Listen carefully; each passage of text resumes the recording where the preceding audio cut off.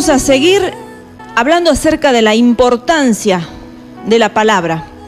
Y más en estos tiempos donde nos estamos preparando para irnos en el arrebatamiento.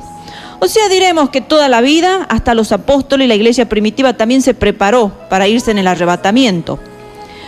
Pero cuanto más, cuanto nosotros ya sabemos que los tiempos están cumplidos, los tiempos proféticos están cumplidos, cuanto más sería muy negligente sabiendo que algo está pronto de llegar y seguir dormidos, seguir indiferentes. Bueno, no, queridos hermanos, tenemos que prepararnos para irnos en el rapto, y la iglesia que se va en el rapto es la iglesia madura. Por lo tanto, lo único que nos va a dar a nosotros esa madurez es la palabra del Señor, la Biblia, que es viva y eficaz. Así que hoy vamos a ver avivamiento por la palabra. El avivamiento que tanto anhelamos los hijos de Dios, porque anhelamos avivamientos en la familia, avivamiento en lo personal, avivamiento en la iglesia, avivamiento en nuestra provincia, avivamiento en nuestra nación, avivamiento en el mundo entero. Y lo tiene que haber, claro que sí, porque si no hay avivamiento, no va a haber derramamiento de su Santo Espíritu. Entonces, queridos hermanos, tenemos que nosotros procurarlo, procurar que se dé ese avivamiento personal primero, para que luego eso se vaya extendiendo. Cuando una persona está bajo unción, eso es contagioso. Entonces, bueno, eso se transmite, eso se comparte, y los demás empiezan a anhelar lo que la otra persona tiene. Por lo tanto, vamos a ver hoy acerca del avivamiento por la palabra, pero antes de analizar un poquito este tema, vamos a ver la definición de lo que es avivamiento. Significa despertar religioso en un lugar determinado. Puede ser en un lugar determinado o puede ser en una persona. Y es el volver a dar vida a aquel que ha menguado en su vida espiritual. ¿Qué pasa cuando una persona mengua en su vida espiritual? Entonces, si lo espiritual mengua, lo carnal empieza a crecer. Entonces, el avivamiento es cuando la carne empieza a morir para darle lugar al espíritu, para darle la preeminencia al espíritu. También es un despertar y una renovación en la vida del cristiano, por el cual le dan ganas de cultivar su vida espiritual. Y ese es el tiempo de la iglesia, un tiempo de iglesia dormida, hermanos. Por eso es que tenemos que instarnos los unos a los otros a poder despertarnos. Y la forma más eficaz es mediante la oración y mediante el estudio de la palabra. En prédicas anteriores hemos hablado del anhelo de la palabra de Dios, lo que significa anhelar fervientemente la palabra del Señor. Bueno, para que suceda ese avivamiento tiene que haber un despertar. Las personas que están dormidas tienen que despertarse y tener ganas de que su vida espiritual empiece a crecer. Porque a veces le damos mucha énfasis y mucha atención a la parte del cuerpo. Lo cuidamos al cuerpo, nos gusta estar bien en el cuerpo. Porque lógicamente tenemos que vivir y andar, y si estamos débiles, nos vamos a sentir mal. Pero así como tenemos ganas de cuidar nuestro cuerpo, también tenemos que tener ganas, y muchas ganas, de cultivar la vida espiritual por encima de todas las cosas, hermanos. Y el avivamiento es temporal. Por eso es que tenemos que preocuparnos cuando sentimos que no hay avivamiento en nuestras vidas o en las iglesias. Y tenemos que empezar a buscarlo, tenemos que empezar a procurarlo. Bueno, vamos a ver que a lo largo de la historia hubo grandes movimientos espirituales que denominamos avivamientos, lo que acabamos de dar las definiciones. Y cada uno de estos avivamientos que experimentó el pueblo de Dios, ya sea Israel o ya sea la iglesia, remitiéndonos a los gentiles, ha tenido algo en particular. El tema del avivamiento de Israel lo vamos a tocar en marzo, porque lo he dividido a la prédica en dos partes. Entonces, el avivamiento que se dio en Israel, nos vamos a focalizar en el mes de marzo. Y hoy vamos a ver apenas un poco con respecto a los reformistas. Y bueno, todo lo que ha surgido y que ha experimentado la iglesia, tuvo algo en particular, como hemos dicho, y fue la época en que comenzó. Cuando vemos los avivamientos tenemos que analizar la época en que comenzó. Y quizás tú no te imaginabas y dices, bueno, es una época hermosa para todos, porque todos están contentos en el Señor, todos están gozosos, todos están con el mismo espíritu. Pero hoy vamos a ver que no fue así realmente. En los tiempos en que esto sucedieron, realmente la condición del pueblo o de la iglesia no era necesariamente la mejor. No era, hermano querido, necesariamente la mejor época. Y vamos a ver algunas características, pero antes de ver las características de la iglesia, yo voy a hacer un poco de historia, porque nos vamos a remitir a los comienzos, al origen de la iglesia primitiva. O sea, ¿qué significa primitiva? La primera iglesia que se formó con los 12 apóstoles, con los apóstoles, los discípulos del Señor, luego que el Señor dejó la tierra. Cuando el Señor Jesucristo ascendió a los cielos, dejando la tierra, sus discípulos, que habían estado con el maestro, con el guía, sus discípulos comenzaron a dar a conocer todas las enseñanzas que le fueron encomendadas por Jesucristo. Entonces este grupo se les llamaba comúnmente la iglesia primitiva. A este grupo que comenzó con las enseñanzas que Jesucristo le dejó encomendado que fueran enseñadas, a ese pequeño grupo se les llamó la iglesia primitiva porque eran las personas que formaban y que se iban añadiendo a los primeros apóstoles, se iban añadiendo los discípulos también en torno a las enseñanzas de los discípulos de Jesús y así sucesivamente. Esta iglesia primitiva vivían y practicaban las enseñanzas dadas a través de Jesús y de sus discípulos. Y qué hermoso es que esta iglesia primitiva realmente vivían y practicaban, porque una cosa es tener el conocimiento, y hay muchas personas que realmente tienen el conocimiento exacto y preciso, y son teólogos en el conocimiento porque conocen la Biblia de una manera que nos asombra. Los principios de Jesús se los saben a todos, pero no los viven, no los practican. Pero sin embargo, esta iglesia primitiva vivían y practicaban las enseñanzas dadas a través de Jesús y de sus discípulos cuando el Señor ascendió a los cielos. No agregaban ni quitaban nada. Hacían la encomienda tal cual como el maestro le había dado. Ahora, si hablamos de discípulos, nos vamos a acordar que quedaron 12, porque en realidad uno se ahorcó, que fue Judas Iscariote, el traidor, el que vendió al maestro por unas cuantas monedas, unas piezas de plata. Entonces él solo por su cargo de conciencia fue y se ahorcó. Pero en su lugar lo sustituyó Matías. Entonces ahí quedaron nuevamente los 12. Pero yo quiero hacer referencia también al número 13, al discípulo y apóstol, al gran apóstol número 13, que se llama apóstol Pablo. Y quiero mostrarle a través de la Biblia cómo se expresó y cómo se presentó él. Y para eso vamos a leer 1 Corintios capítulo 15, desde el versículo 3 al 8. Así dice el apóstol Pablo: porque primeramente os he enseñado lo que asimismo recibí, que Cristo murió por nuestros pecados, conforme a las Escrituras, y que fue sepultado, y que resucitó al tercer día, conforme a las Escrituras, y que apareció a Cefas, o sea Pedro, y después a los 12. Después apareció a más de 500 hermanos a la vez, de los cuales muchos viven aún y otros ya duermen. Después apareció a Jacobo, después a todos los apóstoles, y al último de todos, como a un abortivo, me apareció a mí. Y bueno, él sigue diciendo: porque yo soy el más pequeño de los apóstoles, que no soy digno de ser llamado apóstol, porque perseguí a la iglesia de Dios, pero por la gracia de Dios soy lo que soy. Y su gracia no ha sido en vano para conmigo, antes he trabajado más que todos ellos, pero no yo, sino la gracia de Dios conmigo. Bien, fíjense, hermanos, que el apóstol Pablo no estuvo en la intimidad, en la amistad con el maestro. Él era un perseguidor en esos tiempos, pero como un abortivo, se siente él el más pequeño, dice, porque yo perseguía antes a los cristianos, los llevaba a las cárceles.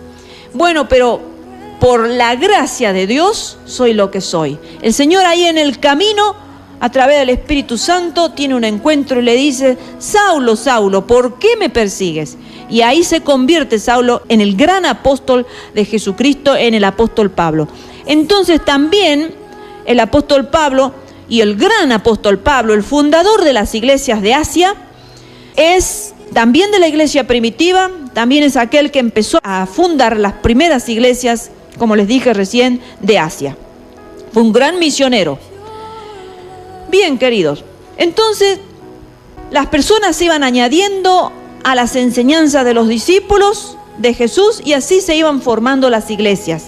Y esta iglesia primitiva vivían y practicaban las enseñanzas dadas a través de Jesús y de sus discípulos.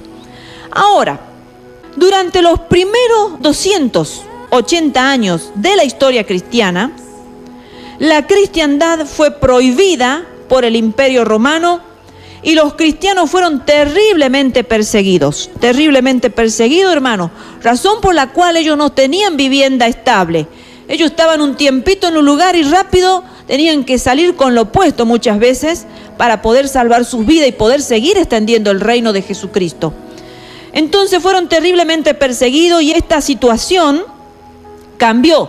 Pero vemos que nosotros estamos hablando de la época de la persecución, de una época en la cual no existían sacerdotes o líderes cristianos.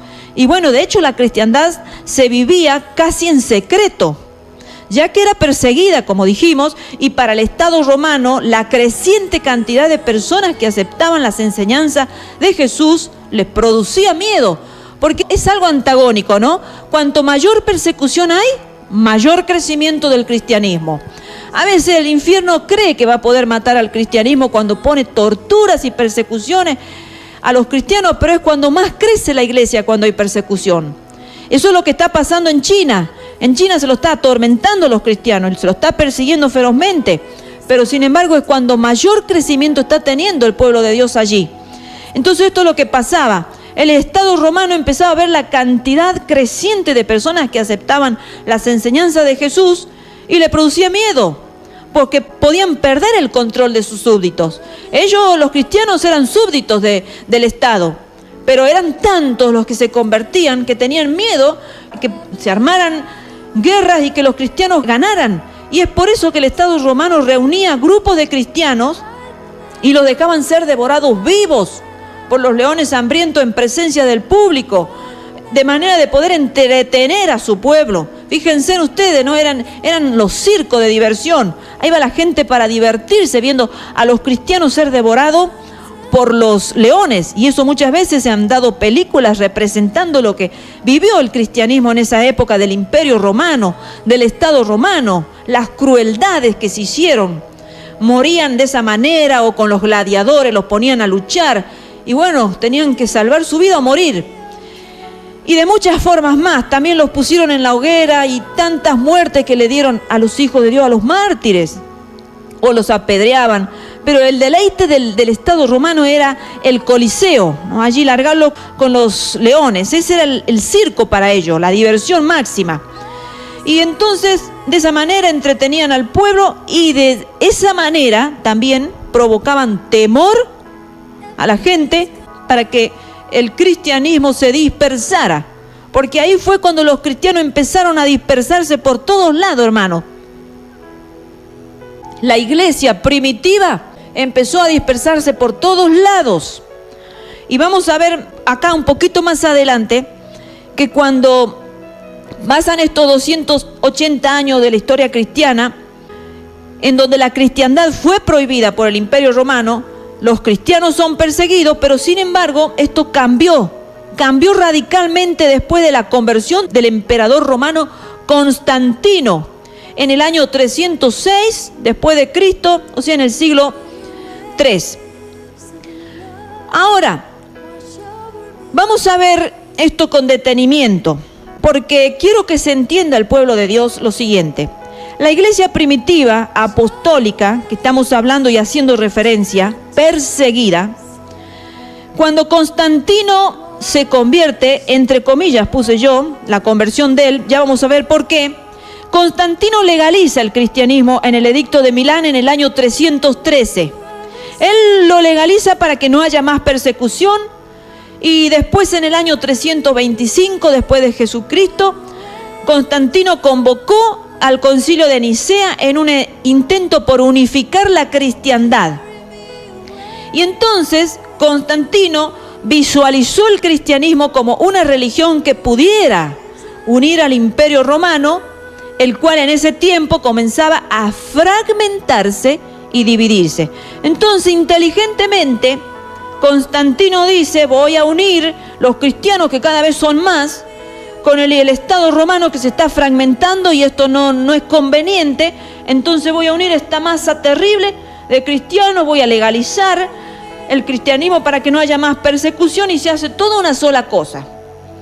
Entonces, yo siempre digo, hermanos, que aquí cuando Constantino unificó al cristianismo con el Estado, no todos los cristianos fueron unificados al Estado romano.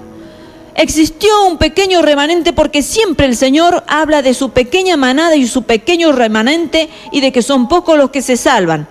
O sea que, aunque esa gran multitud de cristianos que se unieron al Estado romano, y que luego vamos a ver a las costumbres romanas, siempre existió un grupo pequeño apostólico que no se unió al Estado, y que seguramente tuvo que vivir huyendo y escondido. Pero el Señor dice en su palabra que las puertas del Hades, o sea, las puertas del infierno, no prevalecerán contra su iglesia.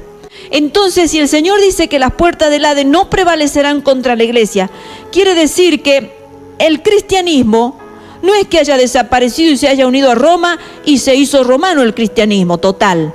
No, una gran masa sí se hizo romana, pero siempre quedó un remanente apostólico, que es el que persevera y el que va a perseverar hasta el fin de los tiempos. Ese remanente que ha guardado las doctrinas apostólicas fidedignas.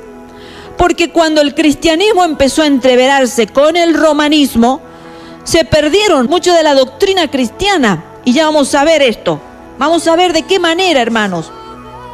Porque el diablo puede haber armado una trampa tremenda y está todo profetizado, pero el Señor siempre tiene también preservado a los que van a ser suyos y que nadie los va a poder tocar.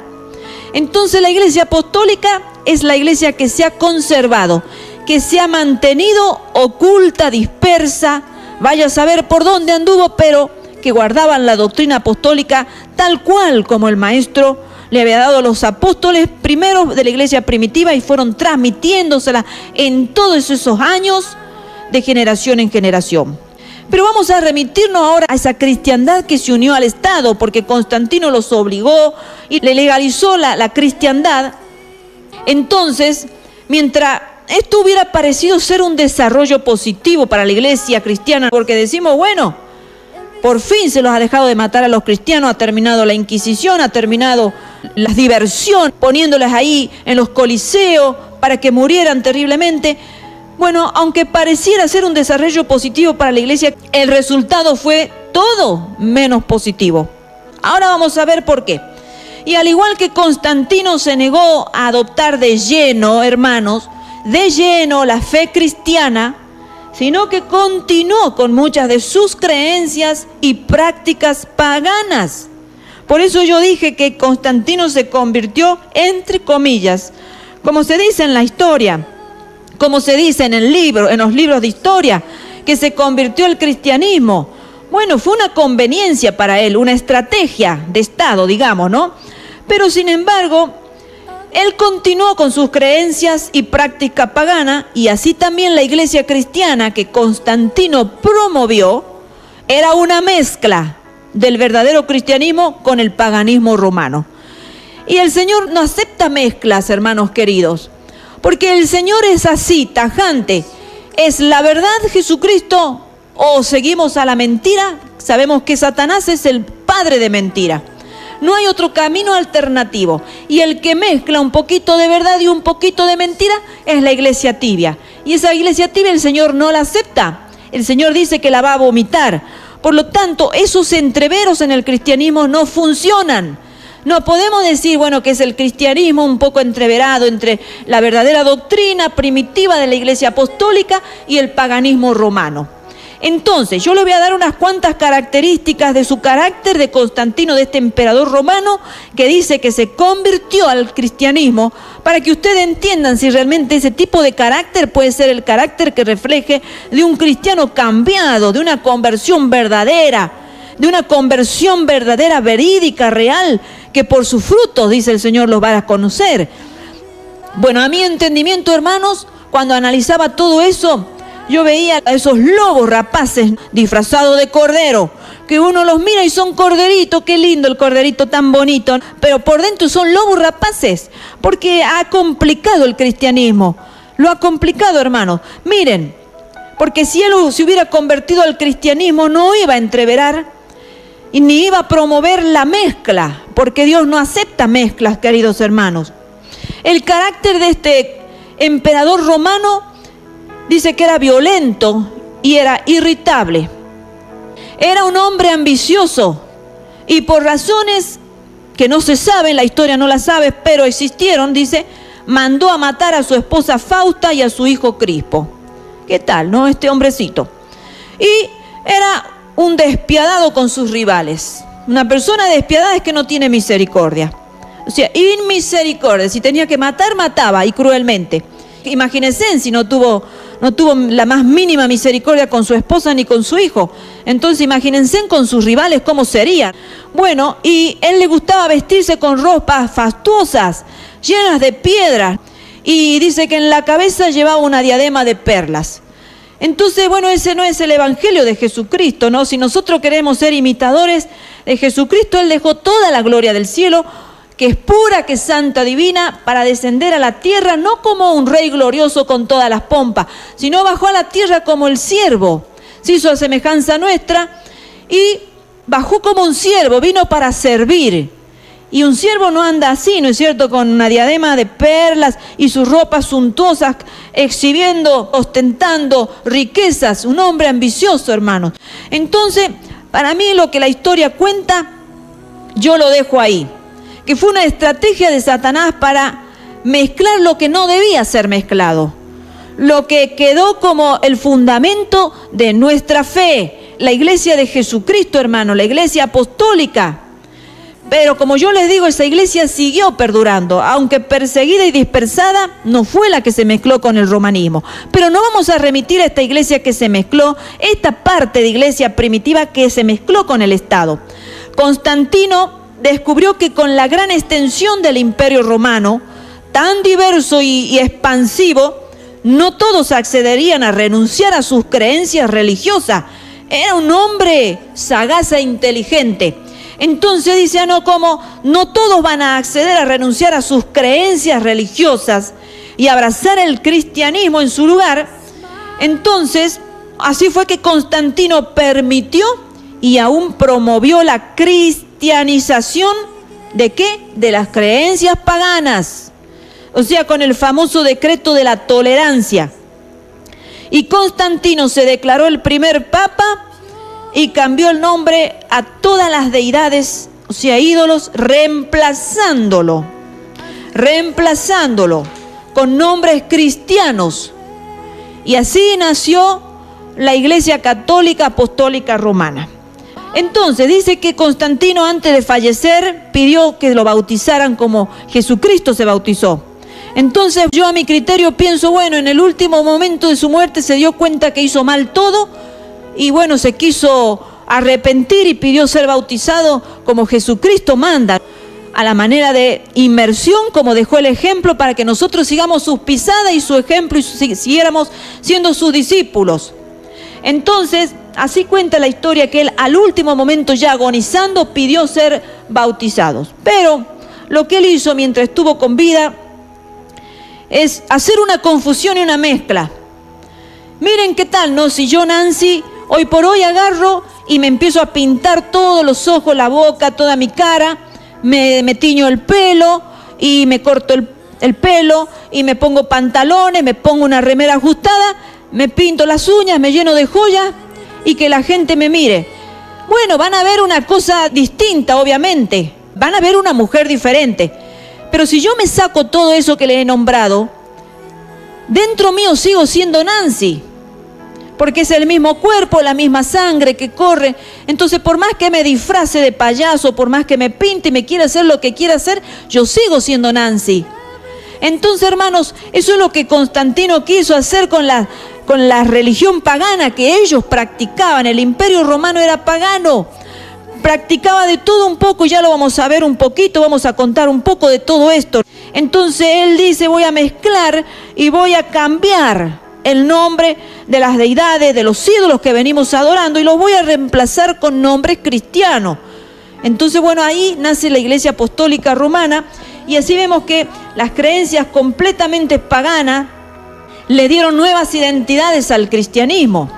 Algunos ejemplos de esto los podemos ver en los siguientes dioses, ¿no? Que ellos los cristianizaron, queridos amigos que están escuchando.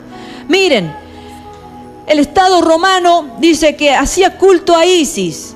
Entonces, el culto a Isis, eso era una religión de la madre diosa egipcia, y fue absorbida dentro del cristianismo, reemplazando a Isis con María.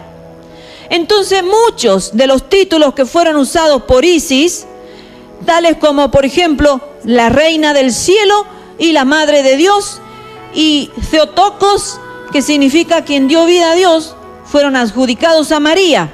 Pero yo te pregunto a ti, querido amigo, que tienes inteligencia y sabiduría, porque si eres un adulto, empieza a usar la sabiduría y la inteligencia. Mire, ¿cómo Dios va a tener madre? Si Dios Elohim es el Dios creador de todas las cosas. Creó todo, lo creó al hombre del polvo de la tierra. Y esto no es una metáfora, esto es una historia real, verdadera y verídica. Que el Señor Dios Todopoderoso, el Elohim, el creador y sustentador de todas las cosas, creó al hombre del polvo de la tierra y le dio aliento de vida, sopló y le dio de su aliento, le dio aliento de vida. Entonces ese fue nuestro primer padre, Adán, y de ahí siguieron todas las demás generaciones. ¿Cómo nosotros vamos a decir que María, que vino a posterior y que María nació de alguien, cómo va a ser la madre de Dios? Si Dios no fue engendrado ni creado por nadie, si Él fue el creador de todas las cosas. Dios no puede ser creado por una mujer, si Dios la creó a esa mujer, como a todas las mujeres y como a todos los hombres y como a todo el mundo entero, los planetas y las constelaciones, las estrellas y todos los astros, hermanos, fueron creados por el Dios Elohim. Entonces recordemos que, así como Isis se la llamaba la Madre de Dios, Reina de los cielos, y que se consideraba que era la que había dado vida a ese Dios que ellos adoraban, los egipcios, eso se trasladó al cristianismo y se le concedió a María un exaltado papel en la fe cristiana, mucho más allá de lo que la Biblia describe de ella, para atraer a los adoradores de Isis a la fe, que de otro modo no lo hubieran podido adoptar. No podrían haber atraído a todo ese mundo egipcio. Entonces la estrategia de Constantino fue, dice, vamos a cristianizar los dioses egipcios, entonces así vamos a hacer muchos en el imperio. Y de esa manera se trasladó la adoración de Isis, la reina del cielo, para ser adjudicado a María, la mujer que el Señor la eligió para que naciera Jesucristo nada más, acá en la tierra. Y la historia está en la Biblia, la puedes leer. Una mujer sencilla, una mujer que se la llamó bienaventurada por su fe, por haber creído a todo lo que le fue anunciado. Entonces, la adoración a María proviene de la religión babilónica, de la cual Baal, o sea, el dios Sol, es hijo de Astoret, y que juntos mantienen una comunión. Entonces de ahí se derivó de Baal, lo cristianizaron, hicieron transformarlos en Jesús. Y Astoret lo transformaron en el dios Elohim. Fíjense en ustedes cómo disfrazaron las cosas babilónicas y la cristianizaron, hermanos. Y por eso tú vas a ver por ahí muchas imágenes de Jesucristo con un círculo en la cabeza, que es un sol que tiene rodeando la cabeza. ¿Vieron? Entonces la gente con ignorancia dice, ay, qué lindo Jesucristo con esa aureola que tiene en la cabeza. Pero esa aureola está siendo símbolo del Dios Sol, hermanos. Y la gente no está adorando a Jesucristo, está adorando al Dios Sol. O sea, está adorando a Baal mismo, hermano, porque está disfrazado el Dios Baal con la forma de Jesucristo. Entonces, miren, hermanos, cuántas cosas hoy te vas a enterar, querido, que estás allí escuchando. La Virgen María con el niño en sus brazos ya se adoraba miles de años antes de Cristo. Y para eso vamos a hacer una referencia a todos los pueblos que rodeaban al imperio, al Estado romano. En Asiria se le llamó Istar a la madre y Tamuz al hijo. Ven, estamos viendo Asiria, miles de años antes de Cristo. En Fenicia se le llamaba Astarte a la madre y Baal al hijo. En Egipto se le llamó Isis a la madre y Osiris u Horus al hijo. Y en Grecia se le llamó Afrodita a la madre y Eros al hijo, o sea, de Grecia. Y en Roma se le llamó Venus a la madre y Cupido al hijo. ¿Se dan cuenta, queridos hermanos, que todos estos dioses de las naciones extranjeras, en donde en un tiempo el Señor le dijo, no adorarás imagen, no te harás imagen ni semejanza de lo que esté arriba en los cielos, ni abajo en la tierra, ni debajo de la tierra? Entonces, hermanos, todos estos dioses de los pueblos y las naciones extranjeras que no creían en el Dios verdadero, Constantino los cristianizó, los disfrazó, hermanos queridos. Los disfrazó y de ahí se empezó a adorar a la Virgen María con el niño en sus brazos, que viene de épocas remotas, de épocas de Asiria, de época de Fenicia, de época de Egipto y de época de Grecia y luego de Roma, hermanos. Entonces veamos lo que dice Deuteronomio en capítulo 6, versículo 14 al 15. Dice el Señor Dios Todopoderoso, no andaréis en pos de dioses ajenos, de los dioses de los pueblos que están en vuestros contornos, porque el Dios celoso, Jehová tu Dios, en medio de ti está, para que no se inflame el furor de Jehová tu Dios contra ti y te destruya de sobre la tierra. Miren que hemos estado hablando en prédicas anteriores de que Dios es el mismo, hoy, ayer y por los siglos, que no hay sombra de variación, que Dios es inmutable, que no cambia, es eterno, es el mismo Dios del pasado, el mismo Dios del presente y el mismo Dios del futuro.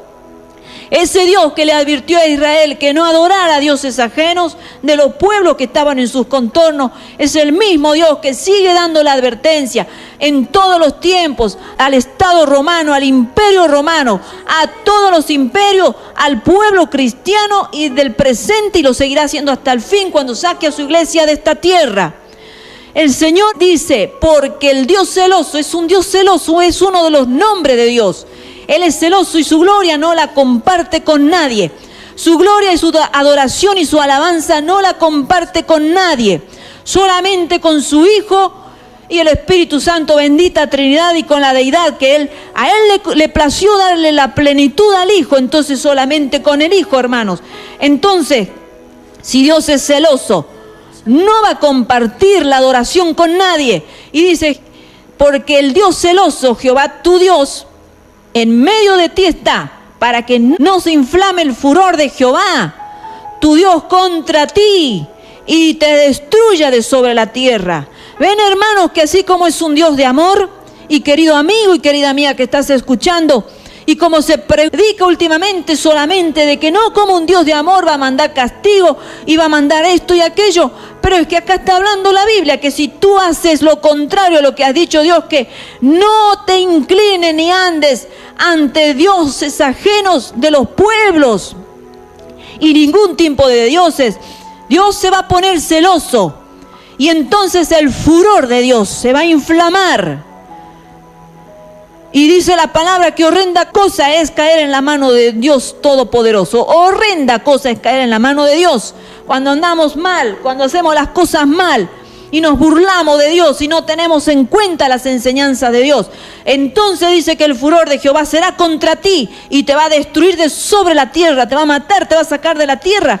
Entonces tienes que entender, querido amigo, Tienes que entender que solamente Dios merece ser honrado, glorificado, adorado y exaltado y alabado. Entonces, esto es lo que estaba pasando con el Estado romano. Había cristianizado todo lo que esos pueblos que rodeaban y que estaban en sus contornos al Estado romano, lo cristianizó para que de esa manera lo siguieran a Constantino. Entonces miren de dónde, hermanos queridos, vienen todas esas tradiciones de las cuales el Señor dijo que no debemos seguir tradiciones de hombre. El Señor muchas veces a los fariseos, por seguir las tradiciones de los hombres, les llamó hipócritas, les llamó sepulcros blanqueados, cueva de ladrones, les llamó víbora también. Entonces, ¿por qué nosotros nos vamos a alinear con aquellos que dice el Señor los va a raer, los va a destruir de sobre la tierra? Porque el furor del Señor va a estar contra todos aquellos que adoran dioses, que están disfrazados como cristianos, hermanos. Hay que tener cuidado, hay que leer la Biblia, por eso es importante volver a la palabra de Dios, volver a las sendas antiguas, pero no al Estado romano, hermanos, sino a la iglesia primitiva apostólica con las enseñanzas que están en la Biblia, hermanos. Habiendo hecho más o menos un análisis de esos comienzos, de cómo el cristianismo, gran parte del cristianismo de esa iglesia primitiva, gran parte, porque como les vuelvo a recalcar, hubo un remanente que no se unificó al Estado romano.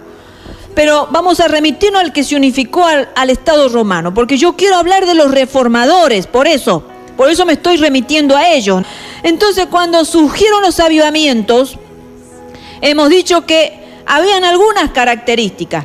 Y ahora vamos a analizar una de las características que los dicen los libros de historia. Los que han estudiado la historia en la secundaria se acordarán. Bueno, nos vamos a remitir ahora a la Edad Media. Han pasado unos cuantos siglos, llegamos al siglo XI, a la Edad Media. Y entonces allí en esa época, una de las características que cuenta la historia es que estaba regido por las tradiciones y las ideas de los dirigentes.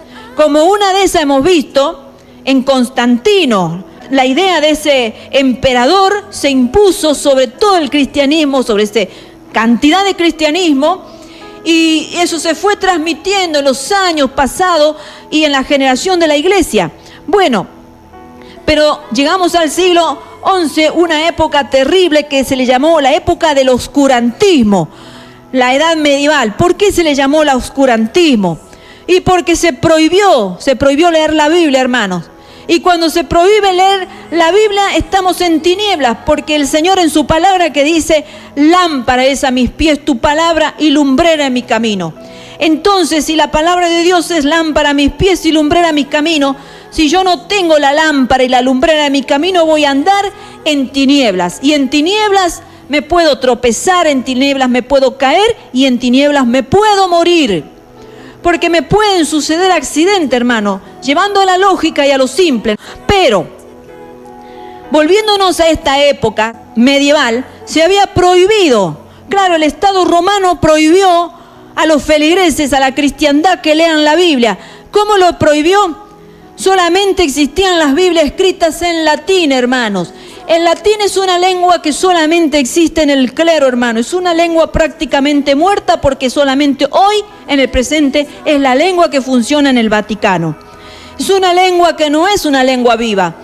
Una lengua que quedó ahí para ellos nomás. Entonces ellos dijeron, la Biblia vamos a dejarla en el latín nada más. Entonces había una parte del clero nada más que conocía el latín. Incluso había parte del clero que ni siquiera sabía el latín y no podían leer la Biblia. Entonces solamente se guiaban por las tradiciones, por los dogmas y las catequesis cléricas. Entonces imagínense ustedes, los campesinos, la familia, la gente común, no tenían Biblia, no tenían guía, no tenían nada, hermanos, cómo guiar su vida, no sabían, se dejaban llevar por las tradiciones, por lo que le enseñaban y no sabían si era verdadero o falso.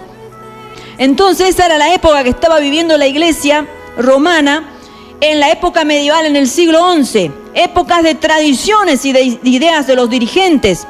En segundo lugar, la iglesia era un instrumento de poder político y un medio para satisfacer ambiciones. Porque claro, la iglesia si tenía poder político podía hacer lo que quería y todas sus ambiciones eran satisfechas, porque podía, por medio del terror, digamos así, de la hostigación, del cautiverio y de las torturas que empezaron a volver nuevamente, podía hacer lo que quería con la gente, con los cristianos podían hacer lo que querían, porque la pobre gente no sabía nada. Entonces la iglesia tenía poder político.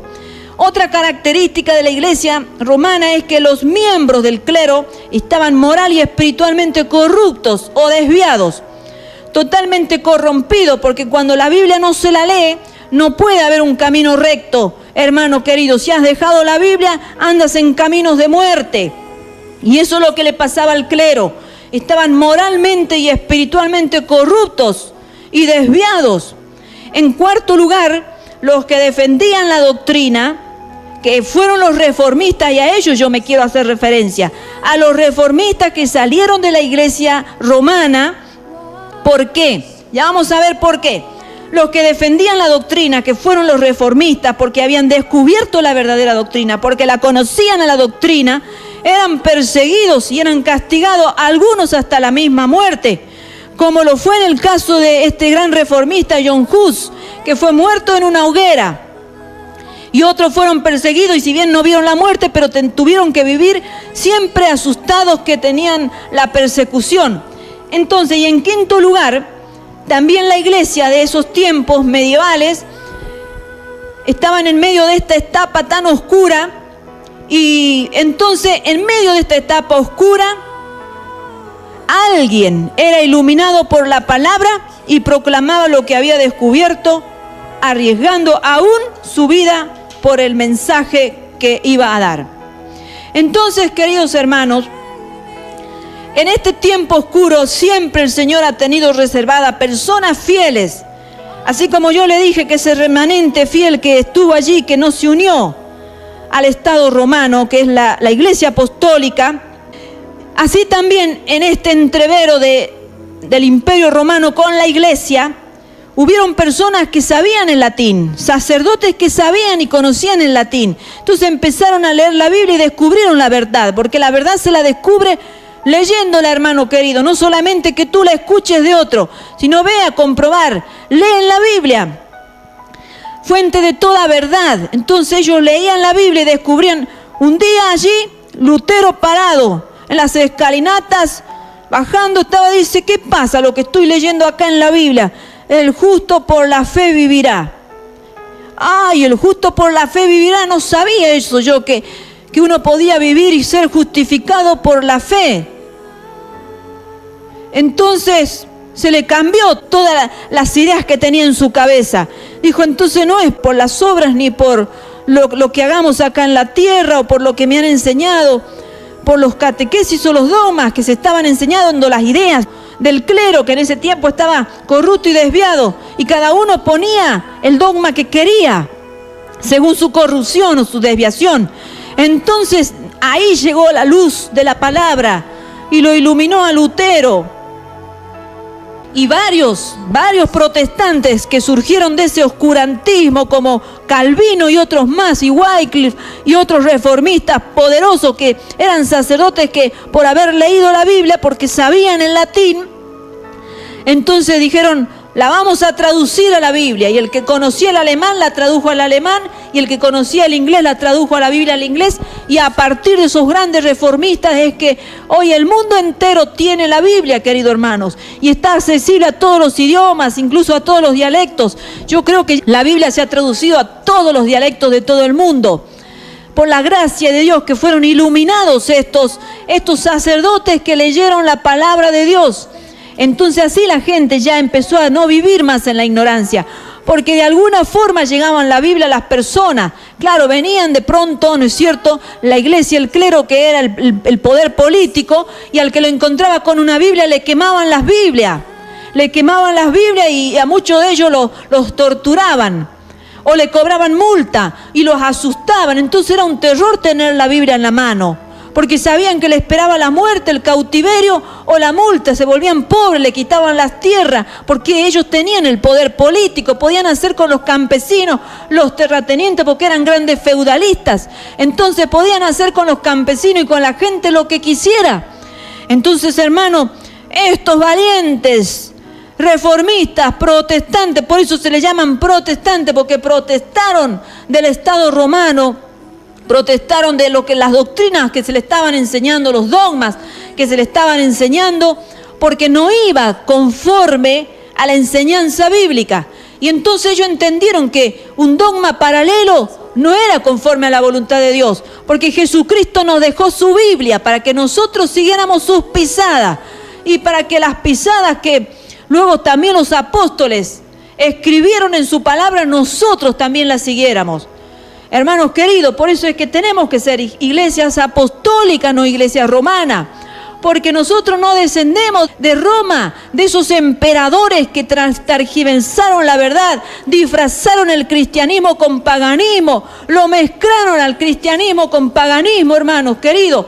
Tenemos que seguir nosotros una doctrina apostólica basada en la fe de Jesucristo, el autor y consumador de la fe. Tenemos que seguir lo que la Biblia dice y para eso tenemos que tener una Biblia en la mano. Pero no una Biblia en latín, porque si tienes una Biblia en latín es como si no la tuvieras. Entonces llegó el tiempo que con mucho dolor y sufrimiento, para nosotros es fácil. Miren, hermanos, yo no sé cuántas Biblias tengo en casa. Tengo muchas Biblias por la gracia de Dios. Una de cuando era niña, otra de cuando era un poco más grande, otra cuando en una etapa me gustaban las Biblias chiquitas. Ahora no puedo ver tanto, tengo que usar lentes. Me compré una Biblia con letras grandes y otra de una versión un poco más moderna para comprobar y comparar, y otra que tiene concordancia. Y por la gracia de Dios tengo un montón de Biblia y puedo regalar Biblia, hermanos. Y lo estoy haciendo, y lo hice, y lo voy a seguir haciendo, hermanos. Porque no quiero que la gente viva en la ignorancia. No quiero que la gente se pierda por falta de conocimiento, como decía el profeta Oseas. Mi pueblo, decía Dios a través del profeta, muere, perece por falta de conocimiento.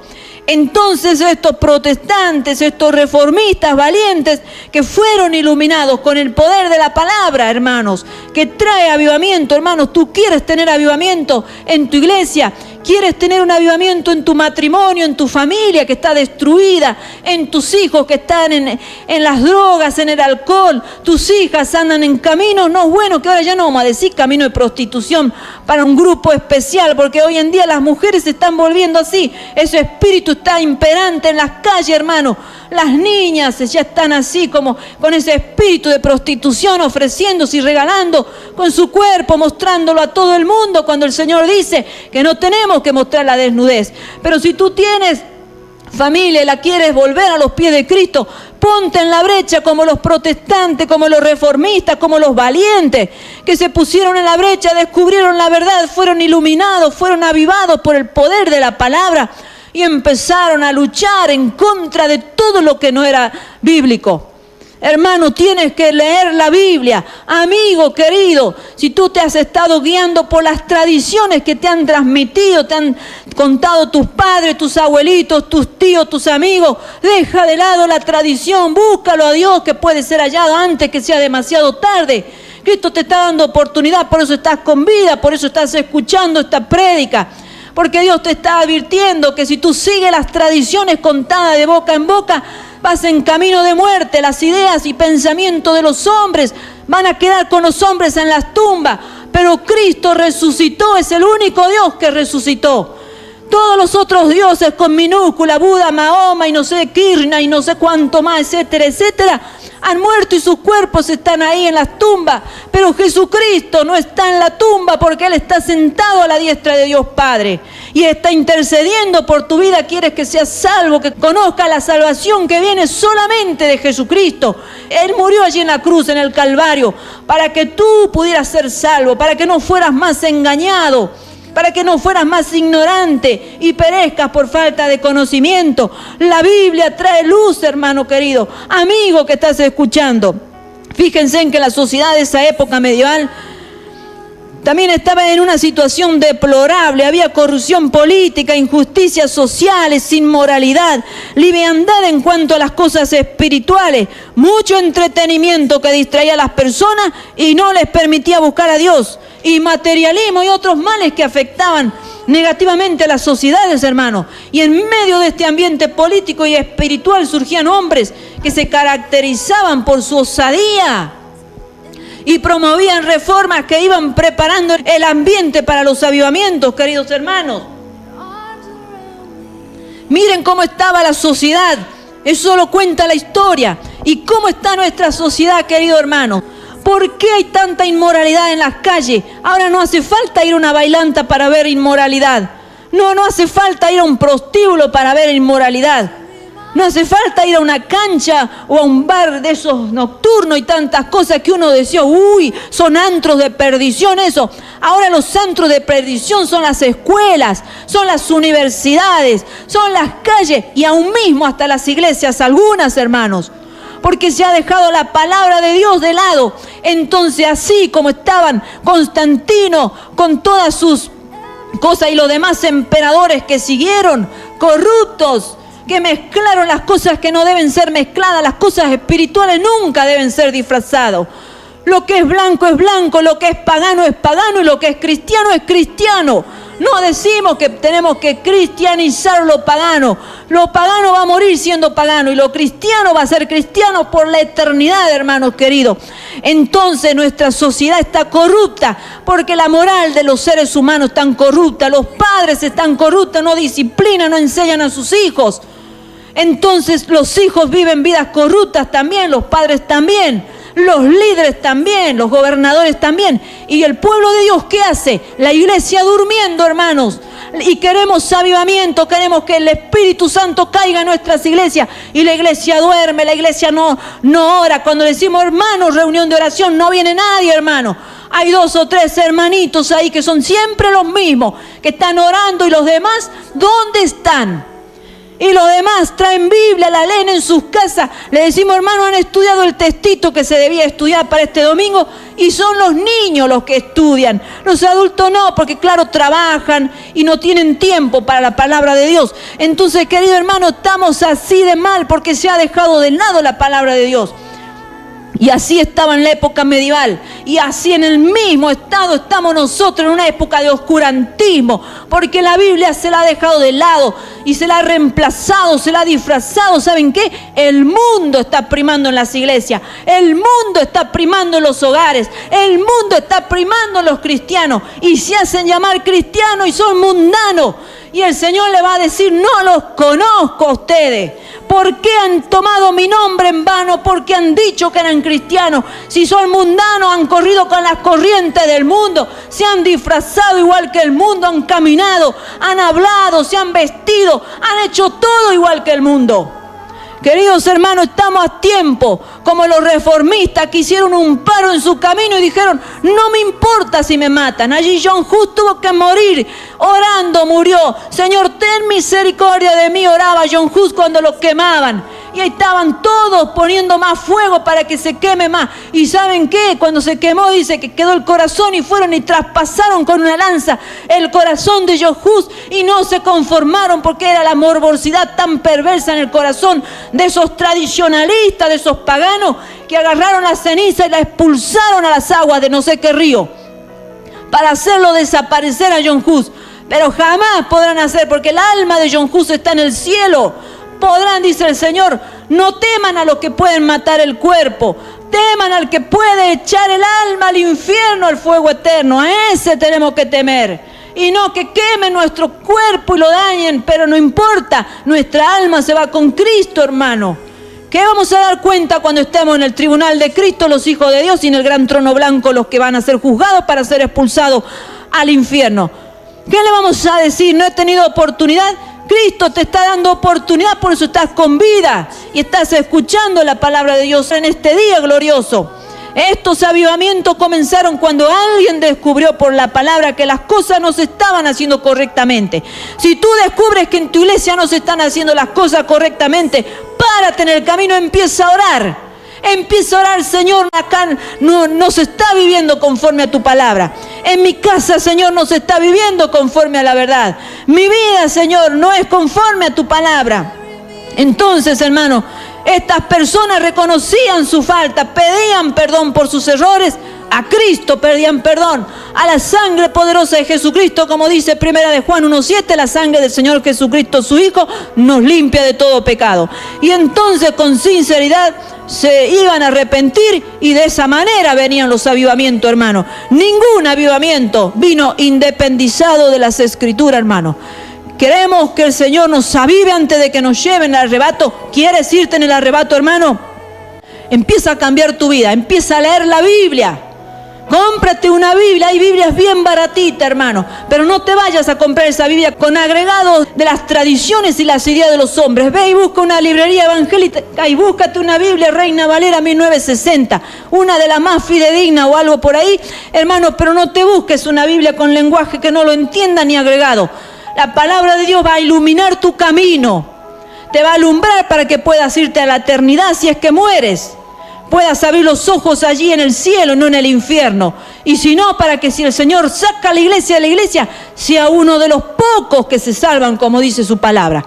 Dios lo bendiga, querido radio oyente. Vamos a orar para cerrar este espacio. Padre nuestro que estás en los cielos, santificado sea tu nombre, Rey. Sea toda la gloria, Altísimo Dios soberano.